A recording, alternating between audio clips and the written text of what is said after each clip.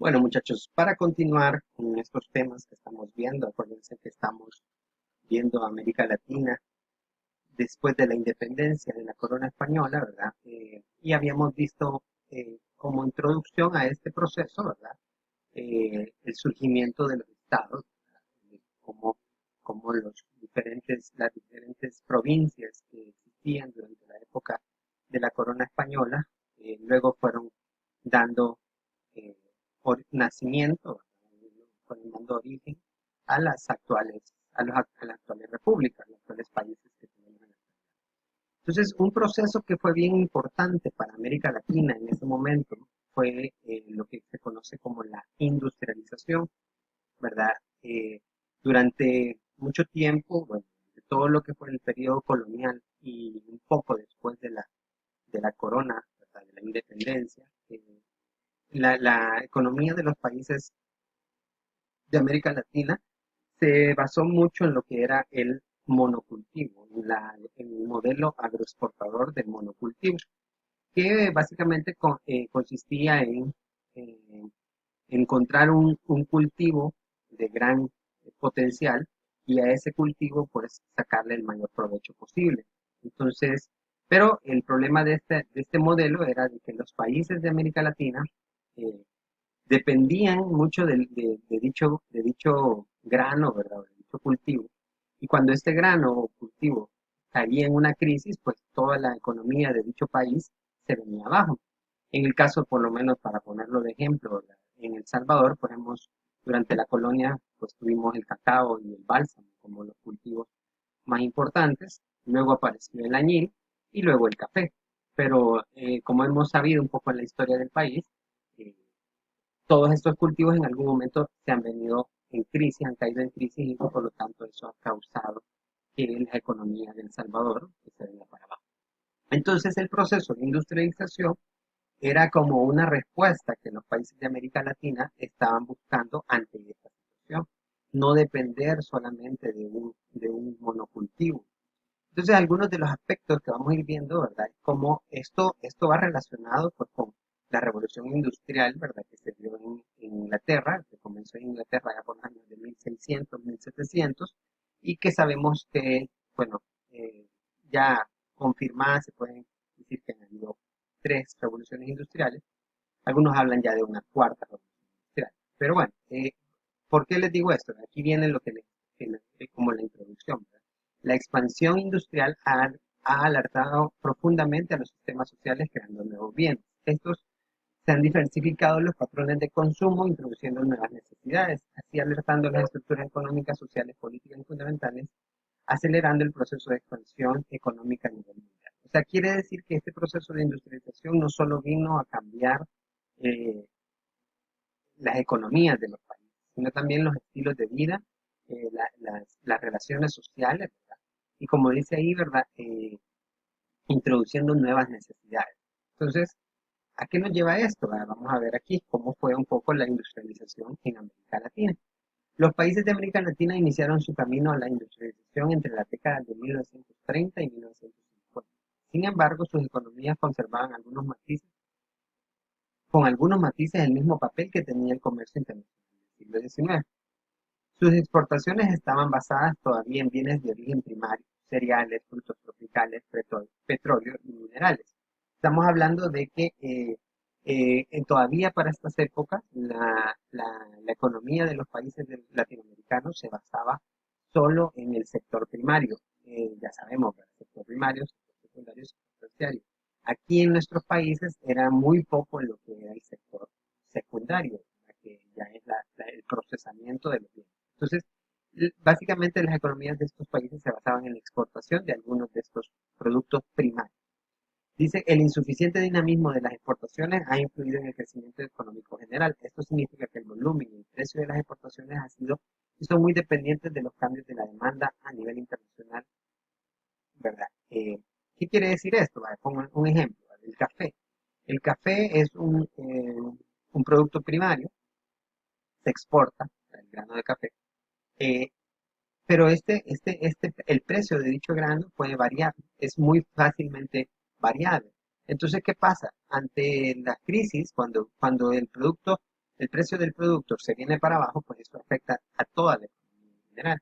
Igual como vaya, lo podemos ver también algo más actual también es lo del petróleo, ¿verdad? ¿Cuántos países a nivel internacional son productores de petróleo? Y cuando se da una caída del valor del precio del valor del barril de petróleo, ¿verdad? La economía de esos países se ve afectada. Y caso contrario, que cuando este se va para arriba, pues la economía de casi todos los países dependientes de petróleo se ven afectadas. Entonces, esa variabilidad en los precios de estos productos es la gran desventaja de este modelo, ¿verdad? Que se venía dando desde antes de la época. En Latinoamérica, dice, en general, el mayor desarrollo industrial se inició con motivo de la crisis financiera de 1930. Estamos hablando de la crisis financiera que se dio en Estados Unidos, ¿verdad? Con la caída de la bolsa de Wall Street, con la que se dio el hecho de cómo eran de dependientes las economías de los países de Latinoamérica de la economía de Estados Unidos. ¿Por qué? Porque no eran capaces de producir sus propios productos, ¿verdad? Solamente comprábamos todos los productos que venían de Estados Unidos. Entonces, de ahí fue que se dio cuenta, los países de Latinoamérica se dieron cuenta lo importante que era desarrollar la industria. Entonces hubo un impulso, una política sustantiva de importaciones, es decir, el reemplazo de los productos manufacturados de consumo final que tradicionalmente se importaban. Así, la producción industrial respondería a una circunstancia internacional desfavorable. Ok, entonces, vamos a ver en qué consistió esto, ¿verdad? Aquí vamos a ir tomando datos bien importantes, ¿verdad? Porque este es el proceso que se va a conocer con las siglas ISI, ISI, ¿verdad? Industrialización para sustitución de importación. O sea, lo que se trataba era de que no se tuviera que comprar todo de afuera. Se trataba de que ciertos productos, ciertos eh, beneficios, bienes, mejor dicho, ¿verdad? Que sí se pudieran desarrollar y implementar aquí en los países, se hicieran, ¿verdad? Entonces, por eso se llama ISI, industrialización para sustitución de las importaciones. Dice, después de las 6 décadas se aplicaron en América Latina políticas económicas, ¿verdad? Estas dirigidas a sustituir las importaciones de bienes industriales por productos nacionales, ¿verdad? Eh, Aquí dice, a continuación se mencionan los 5 antecedentes de la industrialización sustitutiva en América Latina.